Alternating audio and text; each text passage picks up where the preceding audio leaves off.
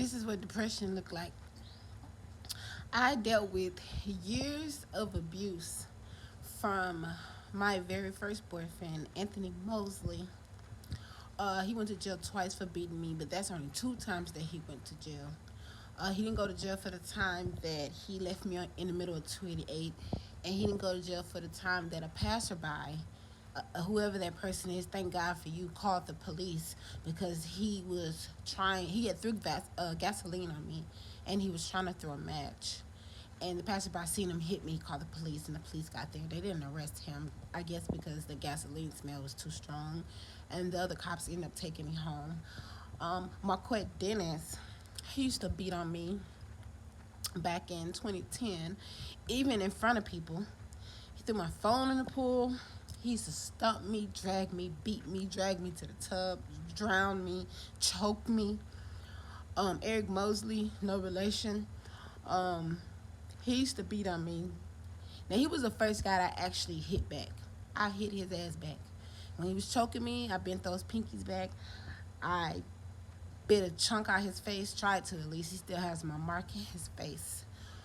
Um, I dated a couple good guys after that. I dated a couple good guys before Marquette too. A very good guy. His name is Isaiah. I'm not gonna say his last name. He's an amazing man, an army man, and he's married now with kids. He's doing amazing. I dated Chancer. I'm not gonna say his last name after Eric, and Chancer was an amazing, amazing person. He's doing really well now. He's in a relationship. I think the last time we talked. Um, and then I dated Paul Mburu, and he's facing charges here in Harris County for domestic violence. It took me 4 years to really call the cops on this guy. I called the cops in 2016 at his parents' house when he blacked my eye. He gave me, well, my eye was swollen at that time. I called the cops, and my nose was swollen. And I told the cops nothing happened because his sister Martha, aka Maritha and Buru on here, Maritha and Dre, they have a YouTube channel. She told me, why would I call the cops on a black man? And his dad was like, why did I call the cops? Why didn't I just talk to him? And I told the cops nothing happened. And Paul told them, and I'm standing there with my eye closed shut. And my two children were there. So the cops made me leave my car there because I didn't have a driver's license. And his sister, Caroline, ended up taking us home. I didn't file charges the next day. I didn't even have time to think about it because his mom called me the next day. Her name is Lucy Mburu. She called me the next day and she thanked me for not sending her son to jail. She said he has a good job. Now, she did offer to come bring my car. I ended up coming to pick up my car because I had schoolwork to do the day before and that day. We shouldn't have even been over there, but that's a whole nother discussion over the mind games that man used to play. I ended up getting my car, but for years, he used to beat me, stump me, slap me. He rubbed blood on my face, leave me in the middle of nowhere, left me and my kids in the middle of nowhere, left me in the middle of nowhere after a wedding, punched me, slapped me. He played a lot of mind games. I used to call them scientific experiments. He made me want to run in traffic. It's the first guy I've ever dated that I actually really wanted to kill myself and leave my children here defenseless. Like, it was that bad. My 6-year-old daughter tried to kill herself. I had to have her hospitalized. It was that bad. We were always crying, or they always see me crying, and I just couldn't leave this person. When I left him, or he left me in 2017 after he started one of his mind game tricks again. And I should have let him go, but I loved him so much. Like all the other times when I have literally begged this man on his knees to get back together. And like that time, I did that, and he cheated on me within less than 24 hours, and he knew his sister and mom was coming over. And I remember his mom saying, this is a good woman. Like, why you keep treating her this way? Like, that man treated me so badly. And what's the craziest thing? I'm missing somebody after him. His name is Edward. But we're not going to talk about him because he was an opportunist. But he broke my leg and went to jail in 2020. He did a couple of months in jail. And since then, I have not talked to anybody, and I've begun CPT therapy. But we can go back to Paul. Paul was the most amazing man I ever met in my life. All these other people are from the ghetto. Paul's from Africa, but he was well-mannered. He finished high school and college. I never met nobody that was my age at the time I met him, 25, that had himself together. already finished high school, already finished college, and working in his degree. He had no background. Chancellor didn't either, but everybody else did. Chancellor still doesn't have a background. Paul didn't have a background. He had no kids. He had his own apartment. He had his own car. He had good credit. And he made me want to get on my shit because I wanted to be just like him. Like, I couldn't believe. Like, that man helped me get into college. He helped me. I go to college for free because I have a tuition waiver. I was in foster care. He helped me get an apartment, and I got that for free because I was in foster care. They gave all the ex-foster kids housing for the rest of their life.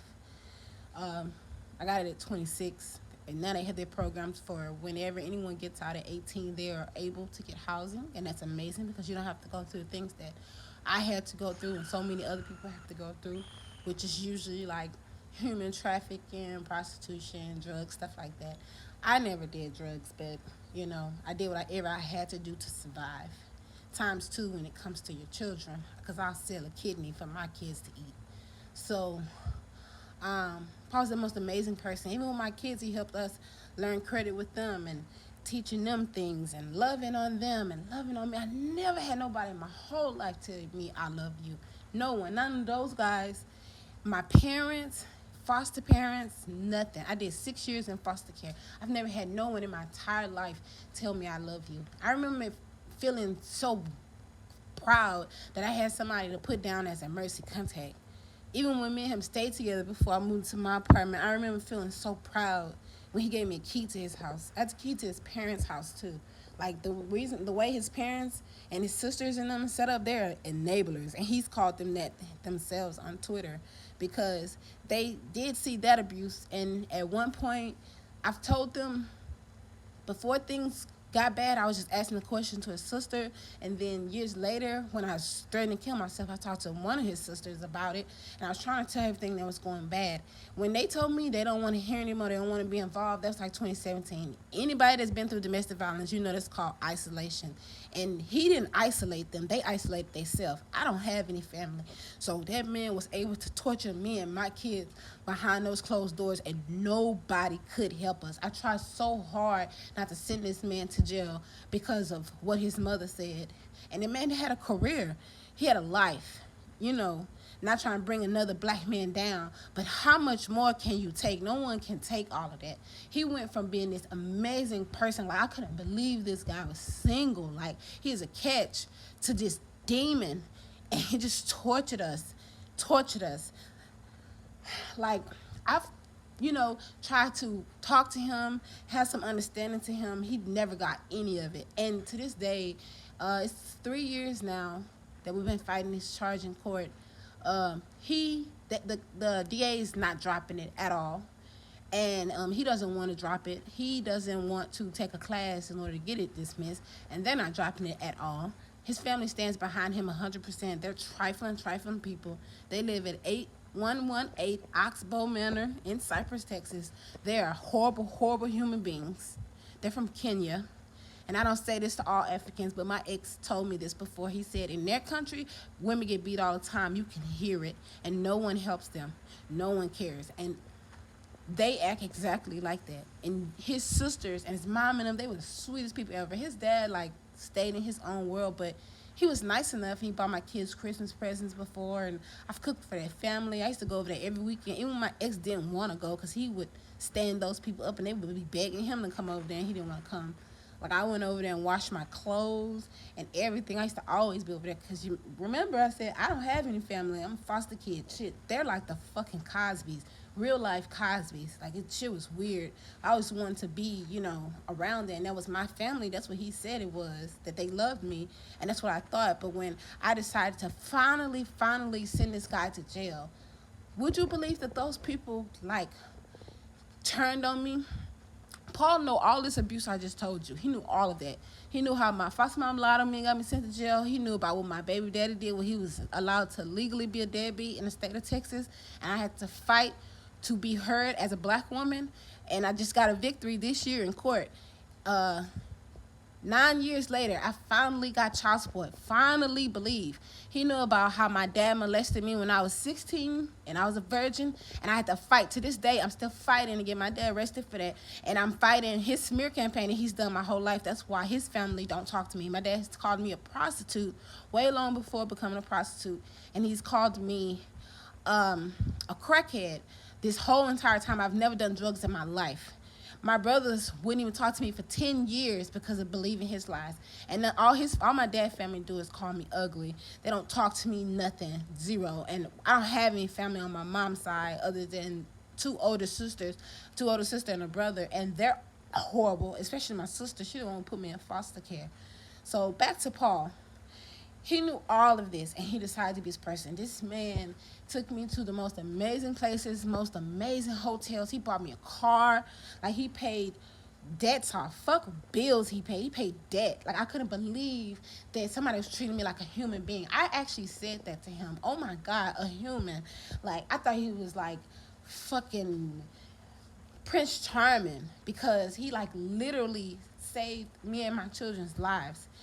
And immediately moving into my apartment, he got my car on March 12th, 2016. March 15th, I moved into my apartment. March 18th, he was trying to break up. It was always like that, like a roller coaster. He tells me today, I'm so in love with you, I don't want nobody else. In 3 days, he said, I don't want you no more, I don't want this. And it just keep going. And I think that he was fighting inner demons within him, and he didn't know what he wanted. He told me he loved me, he never gonna hurt me, but then he hurts me. Then he said, I'm gonna change, I'm gonna stop, and then he does it, and he's cold. He does the silent treatment. He does so many insidious things. The fact that no one fucking believes me other than the cops, and you have evidentiary proof, pictures, videos. Like, this man tortured me and my children that I could have been left, but I got like a trauma bond this time. The other situations, Anthony's mother helped me leave. She hid me in her closet behind clothes, and Marquette's mother helped me leave. Eric, I left him on my own. And Elwood, I sent his ass to jail, kicked him out of my house. But Paul, the fact that hurt, and I know I've been fucking probably stalking them people for years, but it hurt so badly because I know everything he did, and they don't fucking believe me. I know this bitch know he fucking lying, but it hurt so bad that it's him because I thought we were friends first. That man, the other people was abusive straight out the gate. They were physically abusive, not emotionally abusive, physically. Paul was the most amazing man, and then he was emotionally abusive, and then it went into physical, and then it was a mixture of emotional and physical. And it's just like he wouldn't stop. He wouldn't stop, and this is the end result. Like, I literally go to CPT therapy every Monday too. It's the same therapy they give veterans, because I can't even remember to take a bath or eat without having to write it down on a piece of paper, because trauma changes the way your brain processes stuff. I've totaled my car due to stress because now my blood pressure is all high and shit after all of these years of abuse. And I dropped out of college, even though I'm right almost done. And I had so much like potential and so many good things going on. I'm trying to build our family up. He kept trying to tear it down, breaking stuff, threatening to break stuff, fucking breaking his own shit. My first red flag was when he demanded I don't buy food in the house, because if he sees food, he eats it. When I moved in with him, all he had was water and wine in his refrigerator. I didn't listen to him. When he told me to get in college, he helped me get in college, and I joined pharmacy program because that's what he told me to do. But I ended up changing it like a semester or two later because I went to journalism because that's what I wanted to do. Like, anytime I try to stand up for myself, he just made it so hard, and I'm just always crying. Like, I can't think straight when you crying and you hurt. So it's so hurtful that as black women, fuck if they African or not, at the end of the day, they still black. As black women, his mom and his sister, they're the most trifling people on the fucking planet. All three of them, trash.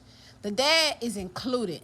He is trash. Paul says on his Twitter that y'all coddle him, but he didn't mention his dad, but I want to mention him because he is just as trash. That man cannot get away with the things that he do. You need to hold that motherfucker accountable, and I need to hold myself accountable because I got me and my kids into that situation. Because I asked Paul, because I thought he was my friend, I asked him, can I come stay with him, and he said yes. And we came there, and I had no idea he was that type of person because I did not get to know him very long, but I was in a desperate situation, and he did help me. And then He treated me like a Mrs. Potato Head. He built me up to tear me down. And if anybody knows about narcissistic abuse, that's what they do. And I want you to know what the end result of narcissistic abuse is. Like, I don't give a fuck about showing my dirty ass house. It's been like this for fucking months. My kids were gone for almost a year. Like, I couldn't even I was scared to even leave out of my home. Like, because I was so scared. Not physically scared, like I'm thinking he's going to do something to me, but I'm scared because I'm scared of human beings now. Because I'm scared. I'm a human, and I get treated like a fucking dog by everybody. Paul knows even about the guy, what's his name, Davidrick Walker? He threw me in a fucking dumpster. Paul knows that story. He knows how black women are treated, especially women of color that look like me, dark skin. We get treated like fucking dogs. Like fucking dogs. Like a dog, like a slave. When y'all always talking about some Black Lives Matter, Black Lives Matter, but y'all don't even give a damn about your own fucking people. So I want you to see that shit. See that fucking shit, because it's sad how I lost my motherfucking mind. And my life, I didn't even have a life before I met Paul. I was a fucking prostitute, and I was a happy prostitute. I didn't have a life. That man gave me a whole life, things I couldn't even imagine. That man told me, you could do anything you put your mind to. He was like, I will help you. You don't have to do this anymore. And he did that. He did that. And then he tried to tear it down. Why? Like, I'm trying to build. Bitch, if I fall off, like he stayed back with his parents now.